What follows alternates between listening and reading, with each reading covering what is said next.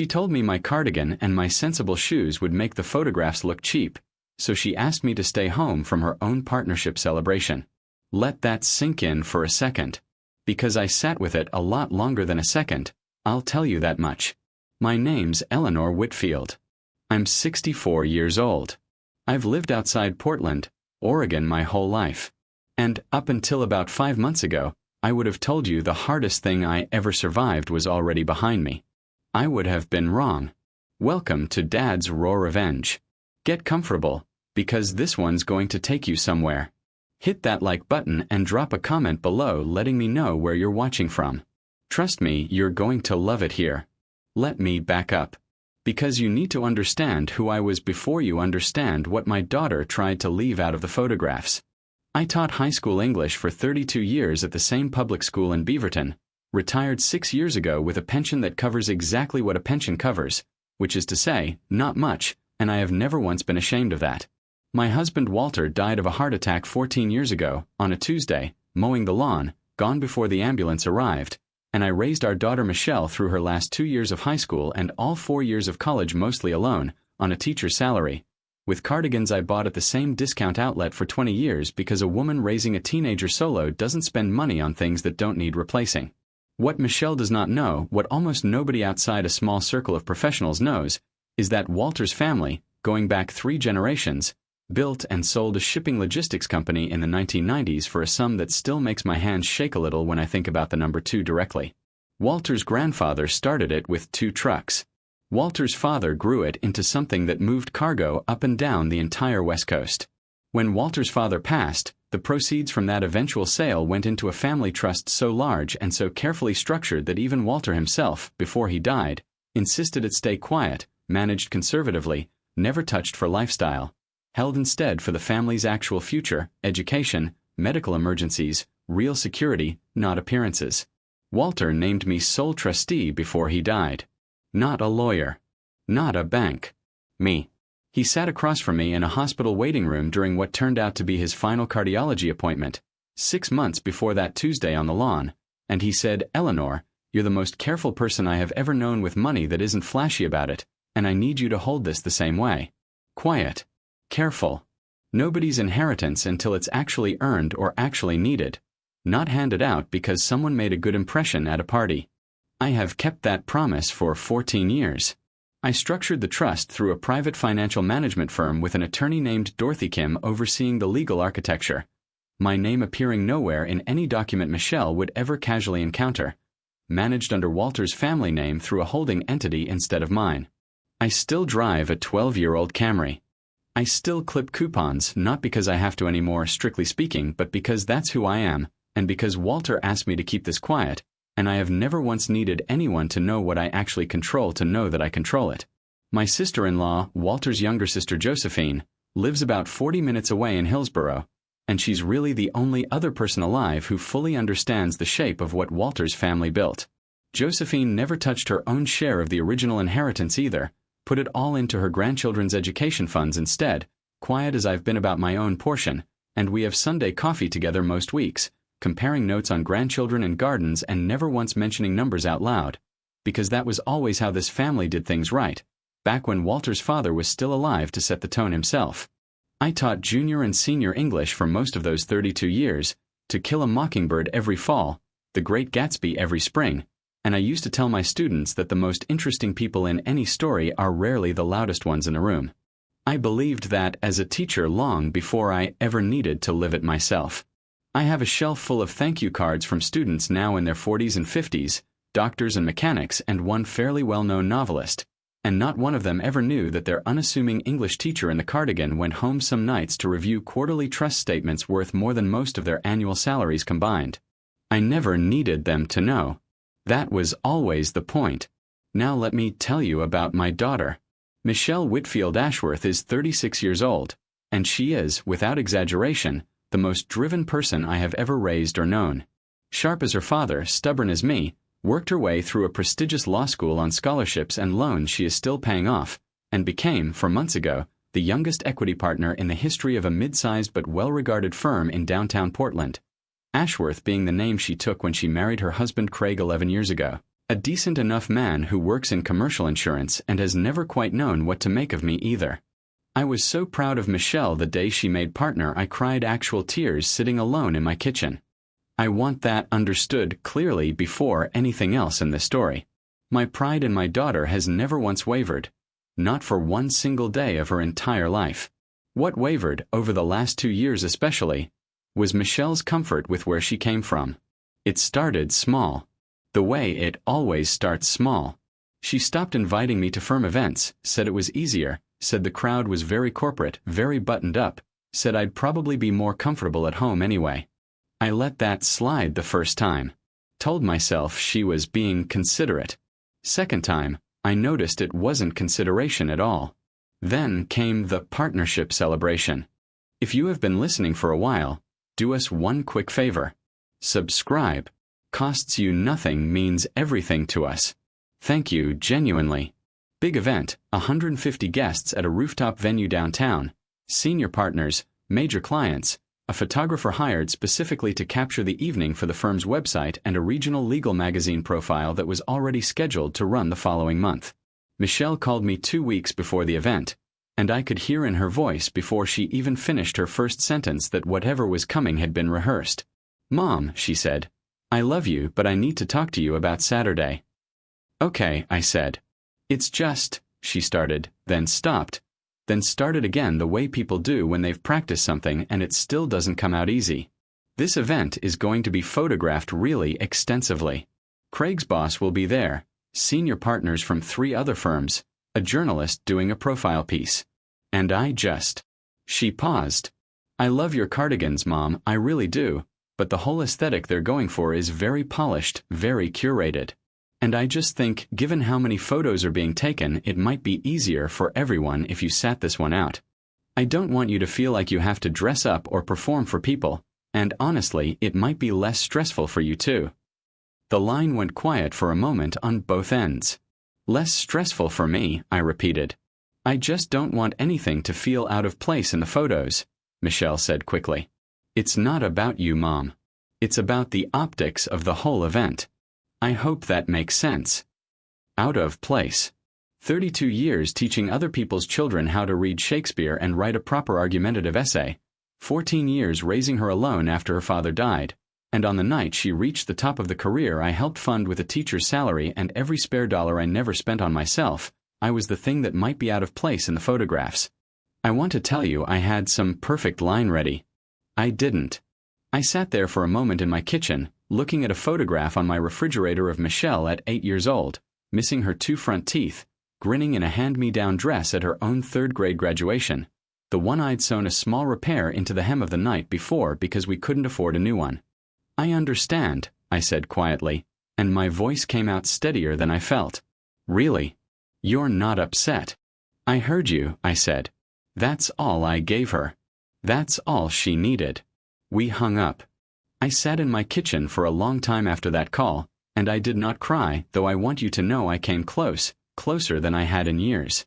I thought about every parent-teacher conference I'd ever sat through in a cardigan not unlike the ones Michelle was suddenly so worried about every bake sale and school fundraiser where I'd shown up exactly as I was because that's simply who I've always been, unpolished, unbothered by polish, and never once made to feel it was a problem until that phone call.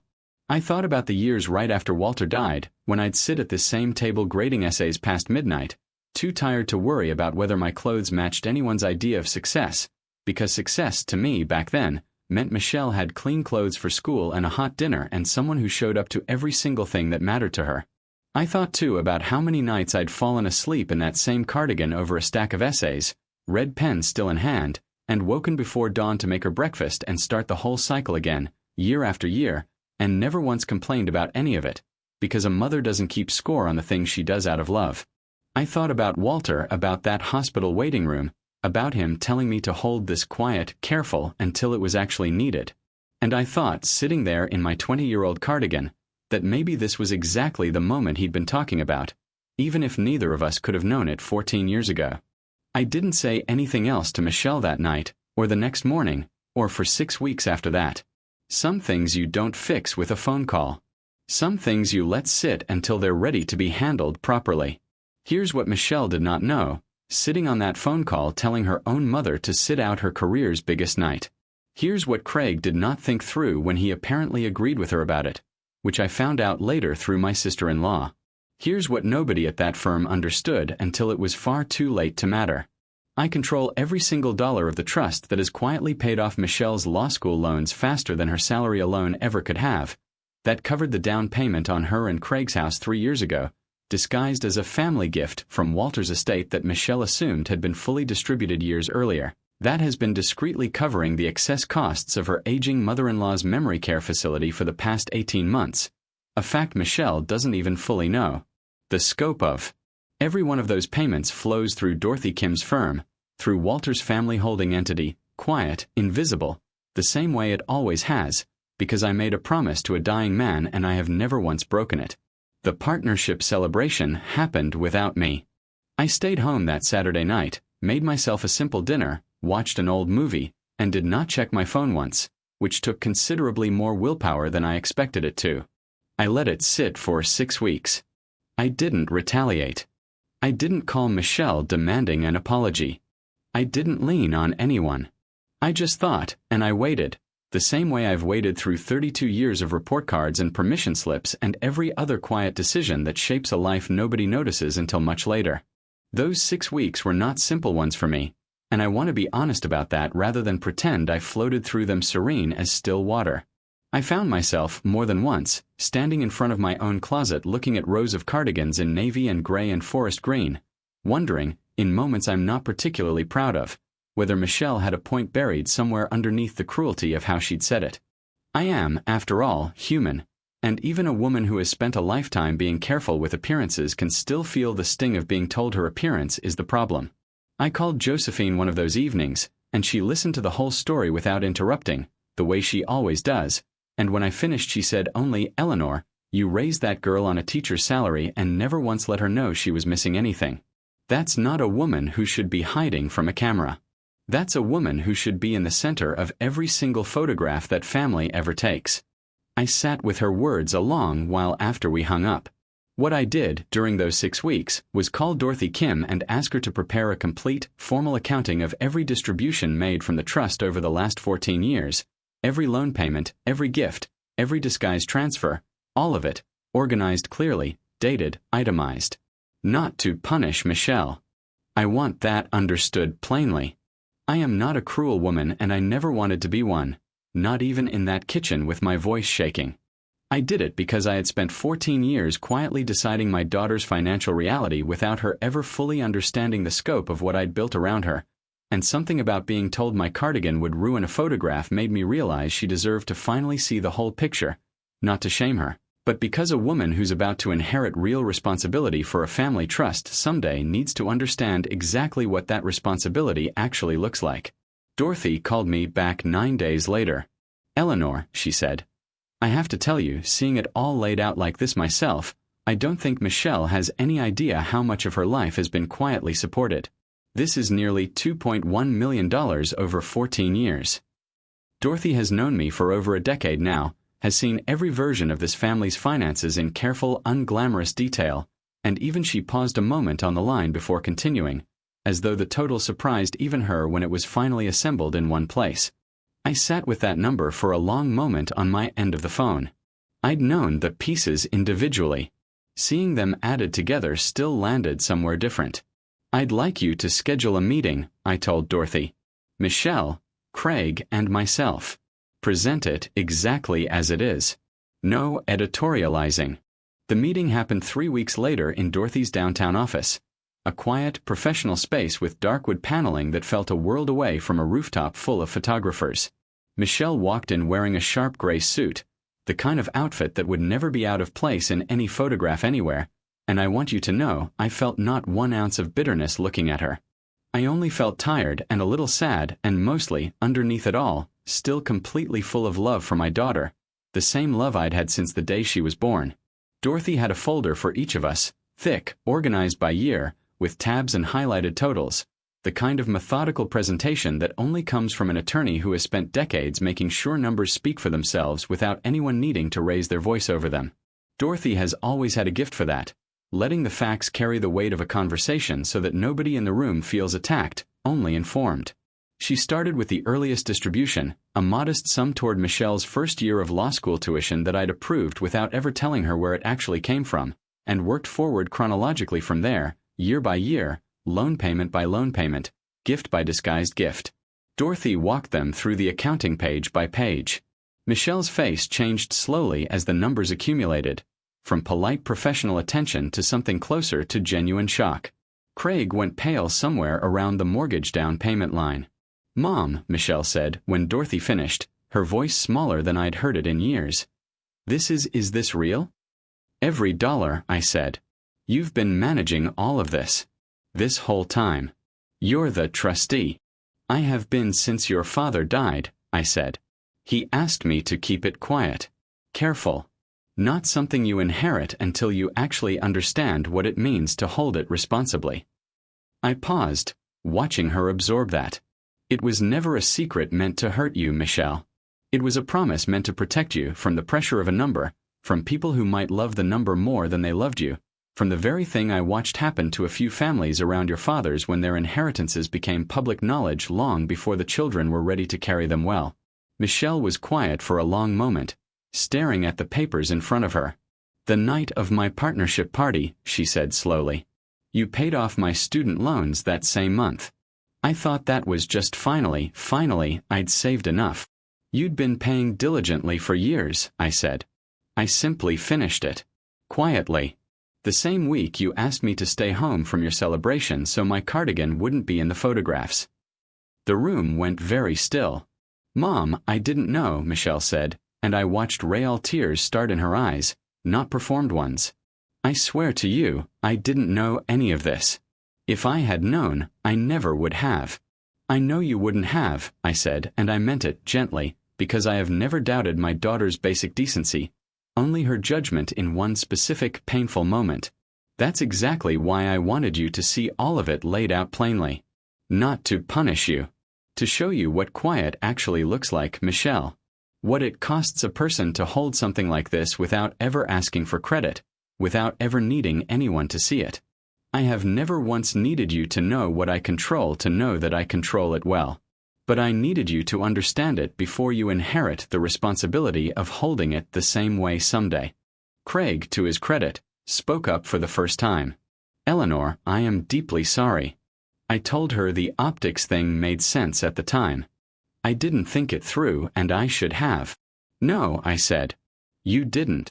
Michelle reached across the table and took my hand, the same hand that used to sew hems the night before school events, the same hand that had signed 32 years of report cards and, it turned out, nearly every significant financial document in her adult life without her ever seeing my name on any of it. "I am so sorry, Mom," she said. "For all of it. Not just the party.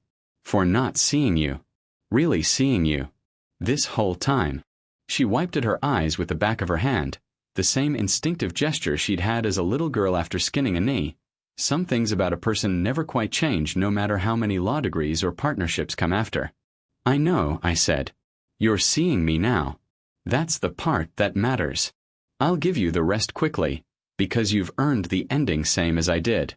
Michelle called the photographer from that partnership celebration 2 weeks later and requested, and paid for out of her own pocket this time, a proper professional portrait session, just the two of us, mother and daughter, no rooftop, no corporate optics, taken at my own kitchen table in my own 20-year-old cardigan, because, in her words, that's the actual photograph she should have wanted from the beginning. We hung it in my hallway. I look at it most mornings on my way to the kitchen. The firm's magazine profile ran the following month without me in a single photograph from that event, exactly as originally planned, and I want you to know, I genuinely do not mind. I never needed to be in that photograph. I only needed my daughter to understand why being asked to stay home had cut as deep as it did, and she does now, completely. Michelle still comes to me for advice on the trust these days, real conversations, the kind Walter always hoped we'd have someday when she was finally ready. Dorothy tells me Michelle asks sharper questions in every meeting than most clients twice her age, which does not surprise me one bit. She is, after all, my daughter and Walter's, careful with things that matter even when nobody's watching. Exactly the way her father asked me to be 14 years ago in a hospital waiting room I still think about more often than I probably should. Michelle still comes to me for advice on the trust these days, real conversations, the kind Walter always hoped we'd have someday when she was finally ready. Dorothy tells me Michelle asks sharper questions in every meeting than most clients twice her age, which does not surprise me one bit. She is, after all, my daughter and Walter's, careful with things that matter even when nobody's watching. Exactly the way her father asked me to be 14 years ago in a hospital waiting room I still think about more often than I probably should. Josephine came to that new photograph session too, actually, stood off to the side directing the photographer on lighting like she'd done it professionally. And afterward she hugged me longer than usual and told me Walter would have been prouder of that kitchen table photograph than any rooftop event the firm could have thrown. I believe her. I believe her completely. Craig has been different since that meeting as well. Quieter around me at family dinners, more attentive, the kind of careful respect that comes from a man who understands he nearly let something precious slip away out of thoughtlessness rather than malice. He brought me a small potted fern the following week, no occasion attached to it, just left it on my porch with a note that said, "For the woman who's been quietly holding this whole family up." I keep it in my kitchen window. It's doing well. I still wear the cardigans. I still drive the Camry. I still clip the coupons, not because I need to, but because that's who I've always been, and I am not the least bit ashamed of a single thread of it. But these hands, the ones that sewed hems and signed report cards and quietly held a family's entire future together for 14 years with